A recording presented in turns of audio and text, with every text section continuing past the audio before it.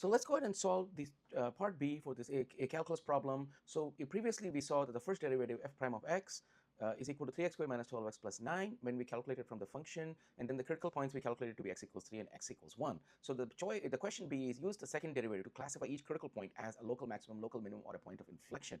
So in order to solve this, what we are going to do is we're going to use the second derivative test. What that means is you're going to take the first derivative and take the second derivative of that. So when we do that, we see this is our original function, and this is f prime of x is 0, and here if you see the f prime of x is negative and here it's positive. So the rate of change of f prime of x, or the prime first derivative, is given by the second derivative. In this case, where it's a local minimum, this rate of change is going to be greater than 0, because this is positive slope minus negative slope is going to be greater than 0. In this case, where it's a local maximum, you see that this is our critical point, f prime of x equals 0. So here you start off with f prime of x is positive, and then it gets negative out here, the slope. So the rate of change of f prime of x is this minus this is going to be negative. So the second derivative is going to be negative here. Okay, so with this knowledge, let's go ahead and apply it.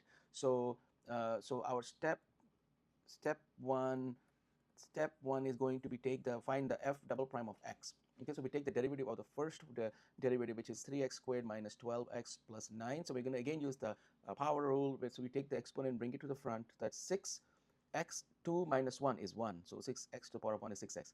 And then again, this is be 1 where there's no other exponent. You bring this to the front, so that becomes negative 12x is 1 minus 1. So the power rule is to the power of, so this exponent goes to the front, and then you subtract 1 from it. So 1 minus 1 is 0. So x to the power of 0 is 1. So basically our second derivative is going to be 6x minus 12.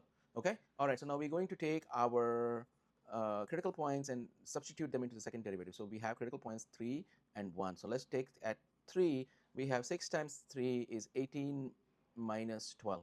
So second derivative is positive at 3, positive. So what did we say was second derivative positive? That means it's a local minimum. So that is a local min. Okay, and in the other instance where it at 1, we have let's substitute into second derivative. 6 times 1 is 6 minus 12, so it's going to be negative 6. So that is negative. So that is a local max.